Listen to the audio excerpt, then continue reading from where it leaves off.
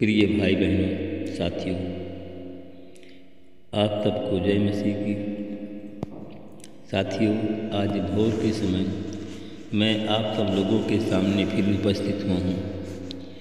साथियों, मैं आज सबसे पहले वचन बताऊंगा, फिर आपके लिए, आपके परिवार के लिए, आपके बच्चों के लिए प्रार्थना करूंगा, आपके धंधों के लिए प्रार्थना करूंगा, आपके स्वास्थ्य के लिए भी प्रार्थना करूंगा। साथियों, आज का वचन है पहला कुरिन्थियों 14 अध्याय का 33 वचन है। इस वचन के द्वारा मैं बात करूंगा और प्रार्थना भी करूंगा, क्योंकि परमेश्वर गड़बड़ी करने वाला नहीं परंतु शांति का परमेश्वर है, जैसा कि पवित्र लोगों की सब कलीसियाओं में है। Hallelujah, hallelujah. मेरे भाई और बहन, मित्रों, मेरे साथियों, परमेश्वर जो कुछ करता है अच्छा करता है, और जो कुछ करेगा वह अच्छा करेगा। साथियों, बहुत से लोग परमेश्वर को दोष लगाते हैं, कहते हैं कि परमेश्वर ने हमारा काम बिगाड़ दिया, परमेश्वर इस काम में हमारे रोक लगा दी। बहुत से लोग दोष लगाते हैं, परमेश्वर हमारी सुनता नहीं। हम परमेश्वर से कब से मांगते हैं, परमेश्वर हमको देता नहीं। हालेलुया। साथियों, मेरे भाई और बहन, आप लोग सब परमेश्वर को दोष लगाना बंद करें। परमेश्वर पर दोष लगाने वाले आप कौन होते हैं? साथियों, क्योंकि आप सब लोग खुद के स्वयं दोषी हो, खुद के पापी हो। दिन भर आप सब लोग पाप करते रहते हो। जो परमेश्वर नहीं चाहता वही काम आप करते रहते हो। जो परमेश्वर नहीं चाहता है वही काम साथियों आप सब लोग करते हो, और कहते हो कि हम अच्छा करते हैं, हम परमेश्वर के भक्त हैं, हम परमेश्वर की आज्ञा पर चलते हैं, हम परमेश्वर की आज्ञा को अपने हृदय में रखते हैं। आप लोग झूठ बोलते हो, आप लोग मनमानी करते हो, जो मन में आता है वही काम आप करते हैं। मेरे भाई और बहनों, साथियों, वचन में हम देखते हैं, लिखा है, नबियों की आत्माएं नबियों के बस में रहती हैं। साथियों, आपकी आत्माएं आपके बस में खुद की नहीं रहती हैं। साथियों, मैं आप लोगों को बताना चाहता हूँ कि आप लोगों की आत्मा कहती है ये काम मत करो। साथियों, आप क्यों आप उस काम को करते हो? साथियों, आत्माएं आपको गड़बड़ी करने पर रोकती हैं। साथियों, आत्माएं आप किसी का नुकसान करते हैं तो आत्माएं आपको रोकती हैं।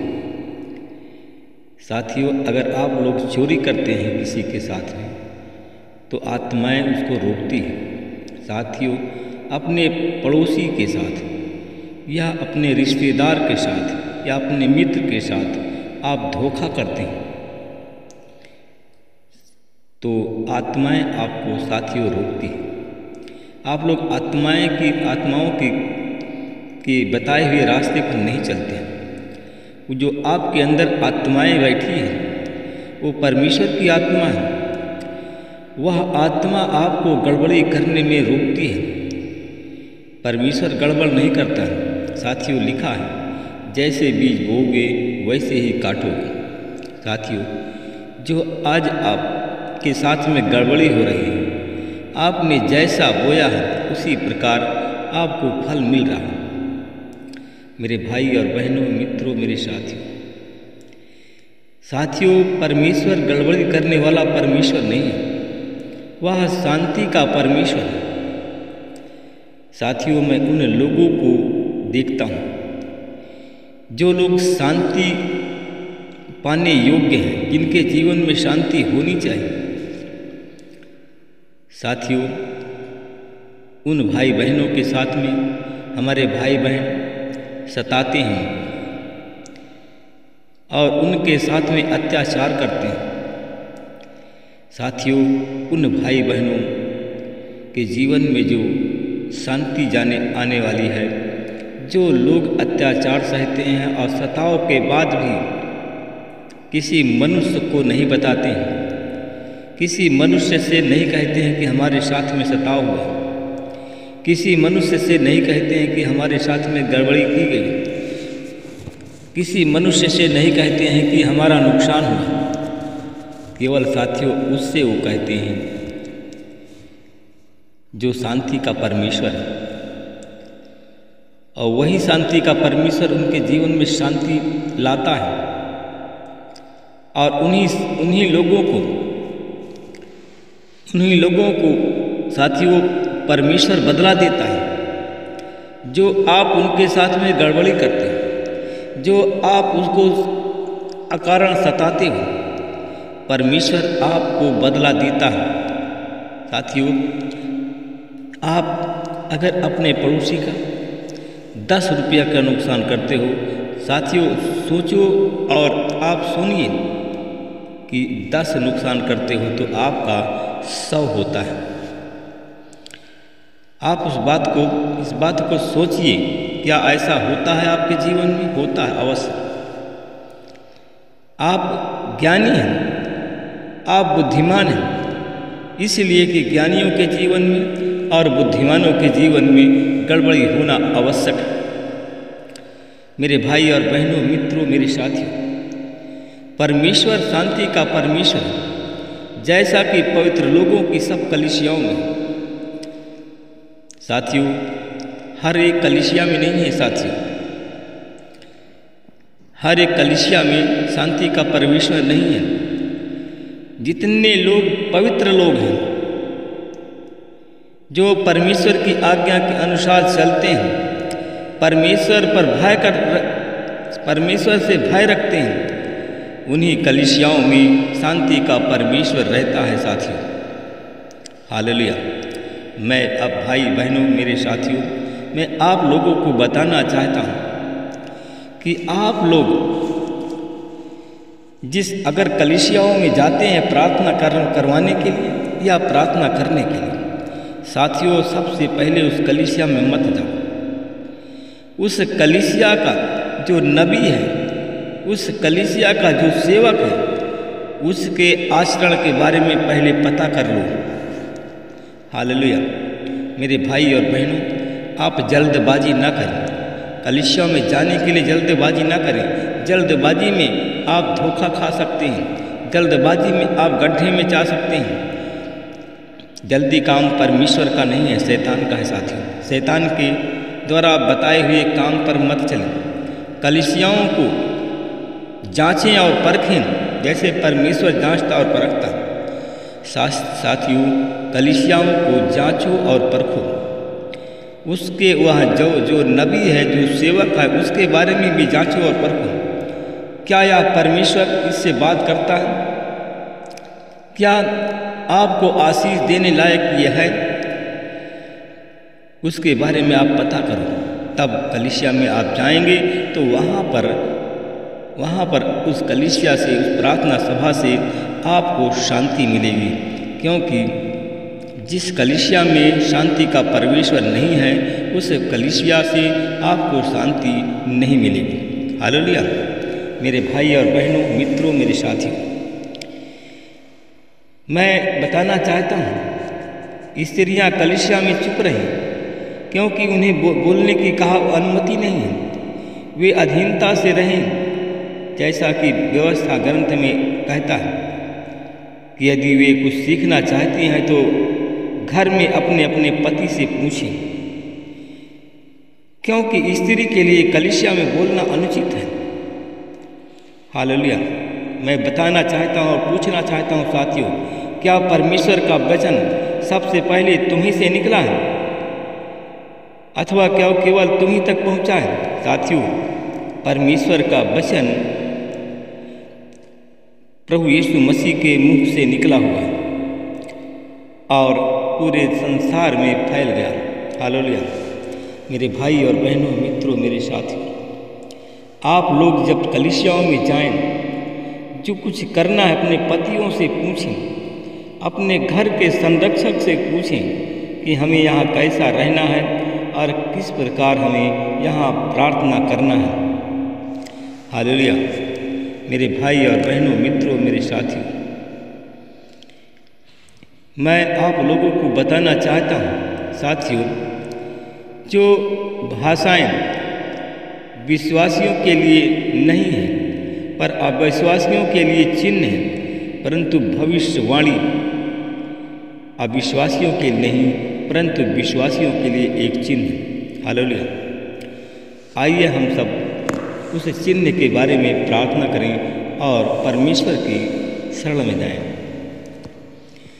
आप लोग सब लोग बैठिए और बैठ करके परमेश्वर से हम सब प्रार्थना करेंगे। साथियों, क्या आप सब लोग प्रार्थना करना चाहते हैं? तो आइए हम सब मिल करके प्रार्थना करें। Hallelujah, hallelujah. अनुग्रहकारी दयालु पिता परमेश्वर, प्रभु यीशु मसीह, मैं आपका हृदय से धन्यवाद करता हूँ। प्रभु जी, मैं ज़्यादा बोलना नहीं चाहता हूँ। प्रभु जी, मैं उन लोगों के लिए मैं बोलना चाहता हूँ कि जो लोग अनजान व्यक्ति हैं, जो लोग कायल हो गए हैं, प्रभु जी, मैं उन लोगों के लिए मैं प्रार्थना करना चाहता हूँ। साथियों, वचन में हम देखते हैं 14 अध्याय का, पहला कुरिन्थियों 14 अध्याय का 24 वचन में लिखा, यदि सब लोग नबूवत करें तथा कोई अविश्वासी या अनजान व्यक्ति प्रवेश करे तो सब के द्वारा वह कायल किया जाएगा और परखा जाएगा। हालेलुया। आइए हम सब लोग मिल करके प्रार्थना करें। परमेश्वर पिता, मैं आपका धन्यवाद करता हूँ। मैं आपसे विनती प्रार्थना करता हूँ कि प्रभु जी, मैं बोलिए कि मैं अविश्वासी था, परमेश्वर आपको कुछ जानता नहीं था, और अब मैं जान गया हूँ कि आप ही रक्षा करने वाले हैं, आप देने वाले परमेश्वर हैं। हे प्रभु, मैं कायल हूँ। मैंने तुम्हारे विरोध में बहुत सी गलत बातें बोली और गड़बड़ी की। इसके लिए प्रभु मैं आपसे क्षमा चाहता हूँ। प्रभु जी, मैं उन भाई बहनों के लिए मैं प्रार्थना करता हूँ। परमेश्वर पिता, मैं उन भाई बहनों के लिए प्रार्थना करता हूँ। आज जितने हमारे भाई बहन आज श्रापित हैं, श्राप के कारण आज वो लोग कंगाल हो गए हैं, आज वो लोग बीमार हैं, श्राप के कारण आज वो कर्जदार हैं, जिनके श्राप नहीं मिटे, श्राप के कारण जिनके श्राप नहीं क्षमा हुए, आज वो संतान से रहित, उनके पास में संतान नहीं है, आज गरीब है। हालेलुया। मैं उन भाई बहनों के लिए मैं प्रार्थना करता हूँ। प्रभु, मैं पुकारता हूँ, जितने लोग शैतान के जाल में फंसे हुए हैं, आज सच्चाई से प्रार्थना करते हैं, अपने पापों की क्षमा मांगते हैं, आज यीशु मसीह तेरे नाम से शैतानी बंधनों को मैं तोड़ देता हूँ। उन भाई बहनों को शैतानी बंधन से आज़ाद करता हूँ। प्रभु जी, वचन में मैंने पढ़ा था कि सत्य को जानोगे स्वतंत्र हो जाओगे। मैं उन लोगों के लिए प्रार्थना करता हूँ जो लोग सत्य को जानना चाहते हैं। प्रभु जी, जो लोग सत्य को जानना चाहते हैं, आज यीशु मसीह के नाम से वो सत्य को जाने और स्वतंत्र हो जाएं। वो सत्य और वचन पर विश्वास करें, इनका विश्वास अच्छा है। और प्रभु जी, आपके सामने क्षमा मांगते हैं, आज यीशु मसीह के नाम से उनके श्राप धुल जाएं, उनके पाप क्षमा हो जाएं और लोग चंगे हो जाएं। मैं धन्यवाद करता हूँ परमेश्वर पिता। मैं अपने उन भाई बहनों के लिए प्रार्थना करता हूँ जो हमारे भाई बहन श्राप के कारण, जिनके श्राप क्षमा नहीं हुए, जिनके पाप क्षमा नहीं हुए, जिनके श्राप धुले नहीं, आज वो बीमार है। मैं उन बीमार लोगों के लिए प्रार्थना करता हूँ। जितने बीमार लोग आज क्षमा मांगते हैं, आज यीशु मसीह के नाम से उनकी हर एक बीमारी चली जाए। चाहे जो भी बीमारी है, मैं कुछ नहीं जानता, चाहे जो भी बीमारी हो, आज यीशु मसीह के नाम से उनके शरीर छोड़कर वो बीमारी चली जाए और हमारे भाई बहन चंगे हो जाए। मैं धन्यवाद करता हूँ परमेश्वर पिता, जितने लोगों के श्राप धुले नहीं हैं, पाप क्षमा नहीं हुए, आज हमारे भाई बहन गरीब हैं। प्रभु जी, आज अगर हमारे भाई बहन आपसे क्षमा मांगते हैं, गिड़गिड़ाते हैं, आपके पैर पकड़े हुए हैं, तो आज यीशु मसीह तेरे नाम से उनके पाप क्षमा हो जाएं और उनको गरीबी के बंधन से वो मुक्त किए जाएं। मैं धन्यवाद करता हूँ अपने उन भाई बहनों के लिए प्रार्थना करता हूँ जो हमारे भाई बहन कर्जदार हैं। प्रभु जी, आज जितने विश्वास के साथ प्रार्थना करते हैं, जो विश्वास पर अड़े हुए हैं, उन लोगों के लिए मैं प्रार्थना करता हूँ कि आज यीशु मसीह के नाम से उन भाई बहनों के को गरीबी के बंधन से आप मुक्त करें, कर्ज के बंधन से आप मुक्त करें। परमेश्वर पिता, मैं आपका धन्यवाद करता हूँ जिनके पास में संतान नहीं। प्रभु जी, वो श्रापित हैं, उनके पूर्वज श्रापित थे, आज वो भी श्रापित हैं। उस श्राप के कारण आज वो लोग हमारे भाई बहन निसंतान हैं, जो आज अपने पुरखों के पाप की क्षमा मांगते हैं और अपने पापों की क्षमा मांगते हैं। आज यीशु मसीह के नाम से उन बहनों के बंधकों को खोलता हूँ, तेरी आशीष बोलता हूँ। यीशु, तेरे नाम से मैं ब्लेस करता हूँ। जो गरीब हैं, उनके गरीबी के बंधन को मैं यीशु मसीह तेरे नाम से तोड़ता हूँ और उन्हें धन संपत्ति आप दे करके आप माला माल करें, उनकी गरीबी का अंत हो। इस प्रार्थना को मैं उद्धार करता यीशु के नाम से मांगता हूँ। सब लोग बोलिए आमीन।